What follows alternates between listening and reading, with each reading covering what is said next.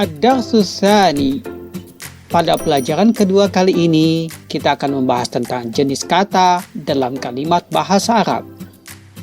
Al-Amsilah. Mari kita perhatikan contoh berikut. Rakiba Ibrahimul Hisana. Yuda'ibu Ismailul Qitta. Yahsudul Fallahul Qamha. Sami'atun nasihata. Yasta'un nuru fil hujrati. Hal tuhibbus safara? Pada pelajaran pertama, kita sudah mengetahui bahwa jumlah mufidah atau kalimat sempurna mesti terdiri dari beberapa kata. Sekarang, kita akan mempelajari jenis-jenis kata tersebut. Jika kita lihat kembali contoh kalimat berikut, maka kita akan menemukan bahwa lafaz Ibrahim, Ismail, dan Al-Fallah adalah kata yang berjenis manusia. Nah, lafaz-lafaz yang digunakan untuk menamakan jenis manusia disebut sebagai ismun. Kemudian, lafaz al-hisan, al-qit adalah kata yang berjenis hewan atau binatang. Nah, lafaz-lafaz yang digunakan untuk menamakan jenis binatang disebut sebagai ismun. Lalu lafaz al-qamh adalah kata yang berjenis tumbuhan. Lafaz yang digunakan untuk menamakan jenis tumbuhan disebut sebagai ismun. Dan lafaz al-hujrah adalah kata yang berjenis benda mati. Lafaz yang digunakan untuk menamakan jenis benda mati disebut sebagai ismun. Sedangkan lafaz an-nasihah, an-nur, dan as-safar adalah kata-kata yang bermakna abstrak, bermakna sesuatu yang lain. Lafaz yang digunakan untuk menamakan kata yang bermakna abstrak, bermakna sesuatu yang lain disebut sebagai ismun. Maka, kata yang digunakan untuk menamakan jenis manusia, binatang, tumbuhan, benda mati, dan kata bermakna abstrak disebut sebagai ismun, kata nama, atau dalam bahasa Indonesia disebut kata benda. Kita kembali ke contoh kalimat. Di dalam contoh ada kalimat rakiba, yuda'ibu, yahsudu, sami'atu, yasta'u, dan tuhibbu. Lafaz-lafaz ini adalah kata yang menunjukkan terjadinya perbuatan pada waktu tertentu. Misal, rakiba menunjukkan terjadinya perbuatan menunggang pada masa yang lampau. Artinya telah menunggang. Yahsudu, terjadinya perbuatan memanen pada masa sekarang.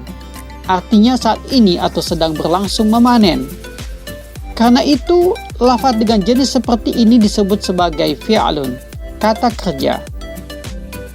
Oleh karena itu, kata yang menunjukkan terjadinya perbuatan pada waktu tertentu disebut sebagai fi'lun. Berikutnya di dalam contoh kita menemukan ada kata fi dan hal. Kata-kata ini jika diucapkan secara tunggal hanya dipahami maknanya yang tunggal. Dia belum lengkap. Akan tetapi jika kata ini diucapkan bersama dengan kata yang lain dalam satu susunan kalimat, maka akan terlihat maknanya sebagai kata. Misal kata fi, jika diucapkan secara tunggal hanya dipahami makna di dalam. Akan timbul pertanyaan, di dalam apa?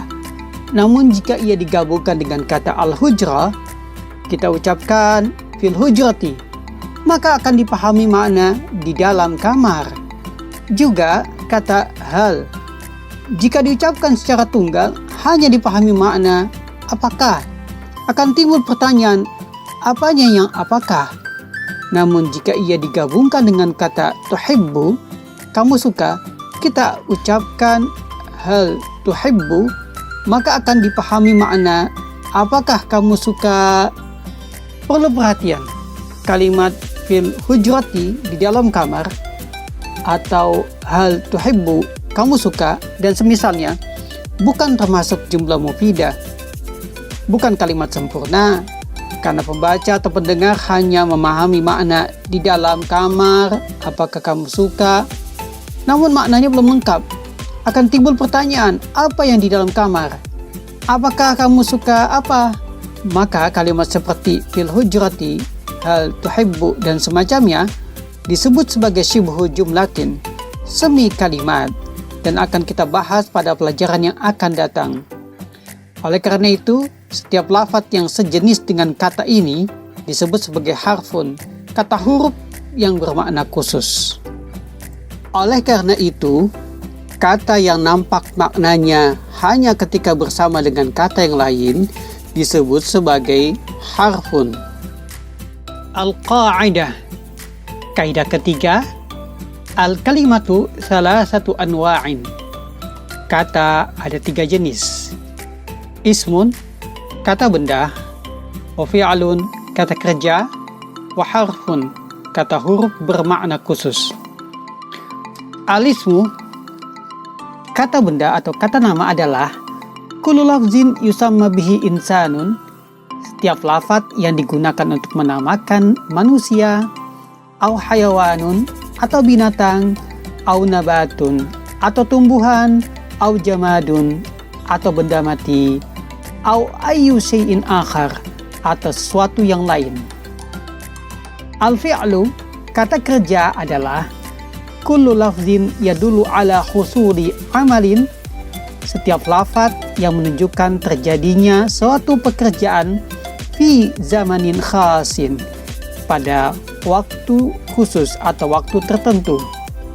Al-harfu, kata huruf bermakna khusus adalah kullu lafzin la yadhharu ma'nahu kamilan illa ma'a ghairihi, setiap lafaz yang tidak nampak maknanya secara lengkap kecuali bersama kata yang lain.